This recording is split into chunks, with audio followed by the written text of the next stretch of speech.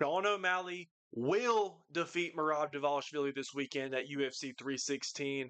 And guys, before you go ahead and start commenting, getting, Twitter fingers, man, saying, bro, you're a casual dude. Did you not even watch the first fight? Merab dominated O'Malley, bro. First of all, no, he didn't. I highly encourage you to go rewatch that fight. After this video, of course, after this video, put it on play next. But after this fight, please go rewatch Merab versus O'Malley 1. Merab did not dominate that fight. Yes, he dominated rounds 2 and rounds 4, but O'Malley won rounds 3 and 5. O'Malley was one big shot away, one big moment, one stuffing a takedown away from winning the fight and remaining champion. Yes, bro, I'm telling you, Sean O'Malley, you can look at the judges' scorecards. He won 2 rounds. And I think we can all agree that this was a bad performance from Sean O'Malley and a great performance from Merab Dvalishvili. And I know we're going to dive deep into this fight. We're going to break it down. But just based on this, if a bad performance from O'Malley is enough to get you 2 rounds against Merab, what would a great performance do? So I'm just throwing that out there, man. Sean O'Malley, you hear the excuses, Sean O'Malley. I tore my labrum 10 weeks out, guys. I don't think y'all understand. If anybody watching this has ever torn their labrum, you cannot grapple. You cannot train wrestling. You cannot train takedown defense. You cannot train scrambles, guys, because I would know. I would not actually know, guys. I'm just saying that, but I can imagine. I can imagine it's very painful. I don't think this is a dumb excuse. I don't think he's making this up, guys. But if Sean O'Malley can take 2 rounds off of Merab Dvalishvili with a bad performance, a bad game plan, a bad hip, I don't know, man. And people forget, man, Sean O'Malley stopped gooning this camp. He has not gooned in the year of 2025. He doesn't even smoke anymore. These are just little things, man. Little things piling up. Guys, you cannot tell me you cannot feel that in the air. Originally when this fight was announced and booked, in my head I'm thinking, okay, I think Merab's going to win this one even more decisively. But then, guys, there's something in the air. There's something in the air, guys. Sean O'Malley, he's going to get it done. All right, so how exactly can Sean O'Malley win this fight? What could he take from the first fight to improve, to actually get over the hump, maybe even win a 3rd round, maybe win 4 rounds to 1, maybe get the finish, guys? Sean O'Malley, look back at round 5. Sean O'Malley did a great job with the teep kick. You did not see it the whole fight. You saw it occasionally. He didn't throw it too much until the end of the fight. But Sean O'Malley stabbing that teep kick up the middle. He found a lot of success in round 5. He even hurt Merab to the body. Merab was not liking those shots from O'Malley. And I know that Merab is going to be game planning against that since he got hurt in round 5. Obviously, he's going to be game planning against that. He knows O'Malley's going to want to go back to that. But I still believe O'Malley should go back to that. Sean O'Malley was a little bit hesitant in this fight. Actually, a lot hesitant. Way too patient for my liking. I don't know if he thought he was going to get an Aljamain Sterling moment. When Aljo crosses the void, like Mighty Mouse would say, looking for that right hand, that one-shot counter. That's not the same. This is not the same fighter. Merab and Aljo are not the same fighter. But O'Malley has to keep his distance. He has to maintain distance, and a good way of doing so is the teep kicks up the middle. Sean O'Malley, people say, there's an old saying that goes around of, you don't throw kicks against a wrestler.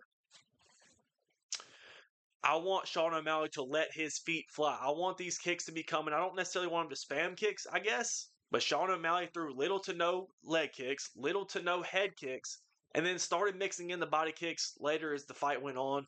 But I want to see this from the start, bro. Round 5, O'Malley. Merab was very uncomfortable. O'Malley was also on the pressure. That's another thing that O'Malley has to do in this fight. Merab Dvalishvili finds all of his success on the pressure. He will back you up against the cage, and that is where he looks for his takedown entries. You do not see Merab shooting off the cage. You do not see him shooting a takedown off the back foot. It doesn't happen. The only person that, jumps off the cage, throws a Superman takedown is maybe Dricus Du Plessis, and he could probably get away with it. I could see him doing that in round 1 against Hamzat, somehow securing the dub. But locking up the twister, man. All right, I'm getting carried away. But the most important thing for Sean O'Malley, I know it sounds simple because O'Malley's obviously the longer fighter. I think he has a 4.5-inch reach advantage, something like that. But Sean O'Malley, you have to mix in the kicks. Teeps to the body. I want to see leg kicks. I want to see body kicks. If you mix in the teep to the body, might open up, kind of an Anderson Silva front kick up top. But I want to see the push kicks, the teep kicks, the body kicks to keep Merab away from you. and it's going to maintain the distance because Sean O'Malley did not do a great job in maintaining the distance in the first fight. Merab was on the pressure. He was kind of, Merab also does a thing where he kind of bounces around. He doesn't stand still, which makes him hard to hit. So obviously the headshots are not going to be there, man. The boxing is going to be hard to hit somebody that's bouncing around like this. That's where we saw success in round 5. Merab was bouncing around, circling. Sean O'Malley shoots that teep straight up the middle, push kick right in the midsection, and it hurts Merab. And on top of this, if you're throwing the leg kicks, throwing the teep kicks, it's going to set up the boxing. You use the teep kicks, you use your range, that long, lanky build that you have in O'Malley. You use your range to keep Merab away from you. And once he does enter the void, as Mighty Mouse would say once again, once he crosses that space, that's when O'Malley's looking for his counter shot. That's when you're looking for that one-punch knockout. You're not out here headhunting. We're not headhunting. We're not, just trying to throw a big meaty hook, trying to get Merab out of there.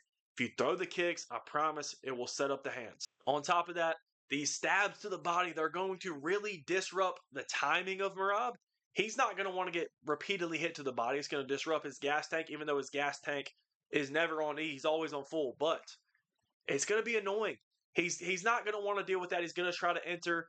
That's going to leave him exposed. I promise you it's going to leave his chin exposed. We've seen Merab get rocked multiple times. He's never been finished on the feet, at least. But the teep kicks, the body kicks, I know I keep stressing this.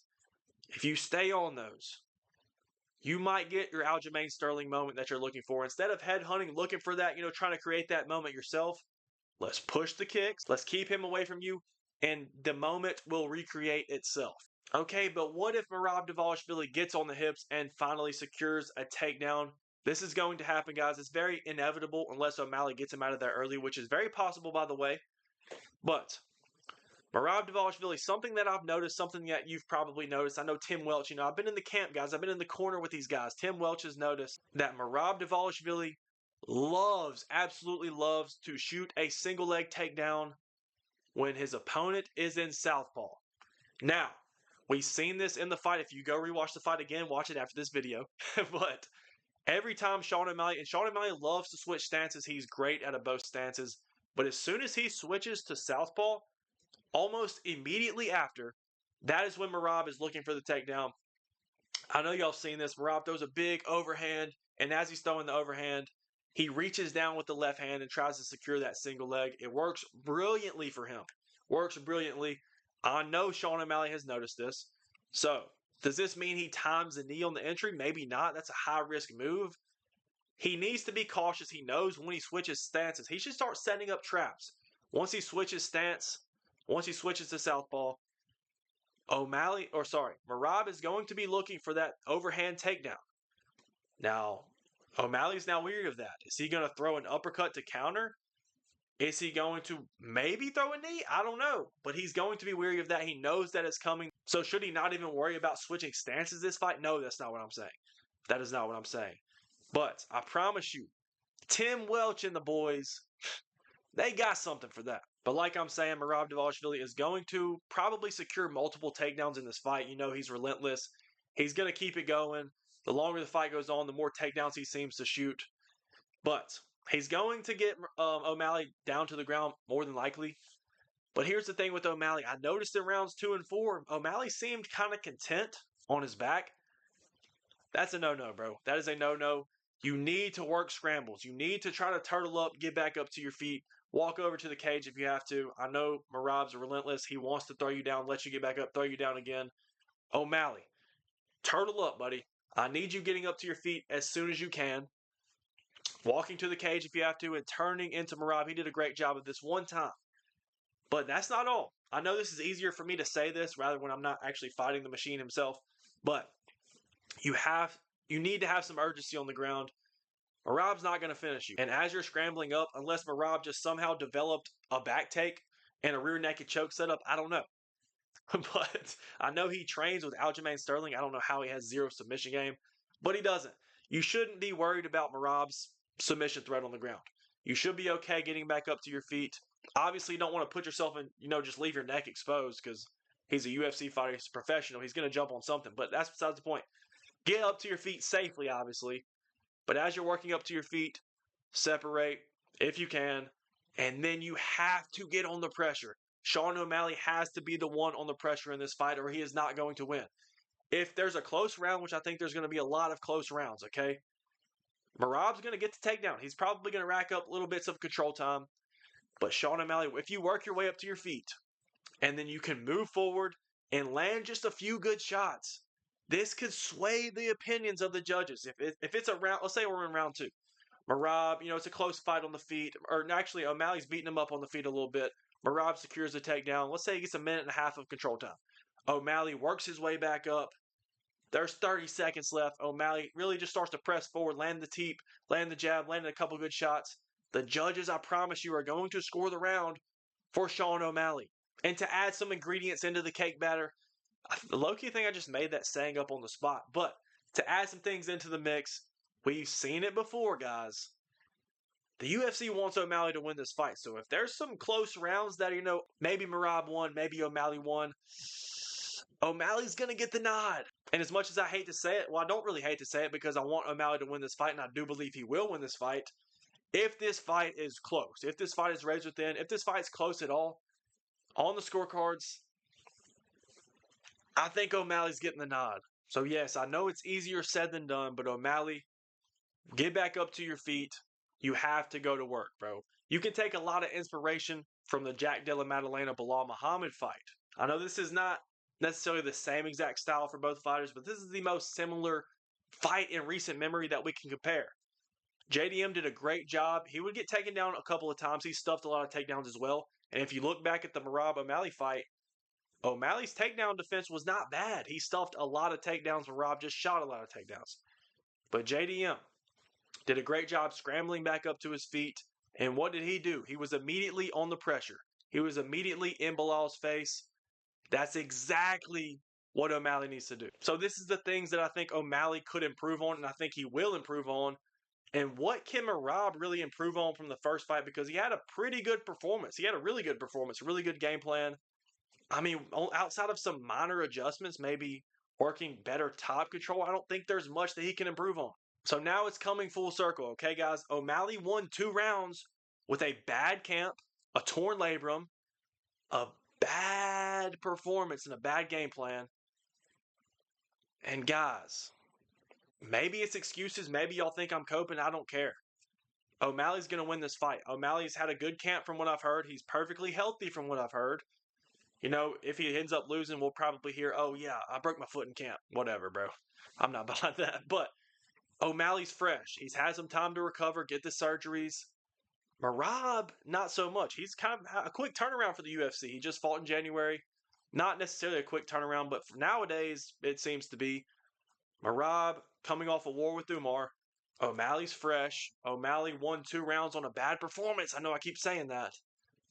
O'Malley's going to win this fight, and I don't think it's crazy, guys. Y'all are going to think this sounds crazy, but I think Sean O'Malley is going to win a decision. Now, I feel pretty confident in saying that O'Malley's going to win. I think he has the opportunity to get a knockout. Obviously, he always does. He's a sniper.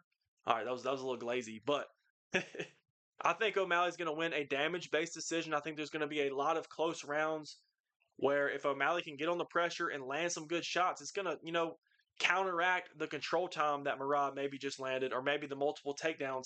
If O'Malley can go to work, and he has to go to work when he gets back up to his feet, he has to be on the pressure. I think he's going to win this fight. Now, again, unless Merab Dvalishvili is just somehow an exceptional submission threat, he's going to get the takedowns, and what is he going to do? He lands some decent ground and pound, not the best at ground and pound. He's not going to, really put O'Malley in too much trouble on there. O'Malley's going to be fine on his back, but he can't be content there. He has to get back up to his feet, maintain the distance, and apply the pressure. And I promise you, you're going to be hearing and new. But that's going to be it for me, guys. I appreciate y'all watching the video. Y'all let me know in the comments who you have for the UFC 316 main event. And y'all be sure to hit that like button before you go. Hit the subscribe button if you're new. And turn the post notifications on. Hit that bell, because you do not want to miss a live stream. But once again, I appreciate y'all for tuning in. And we out.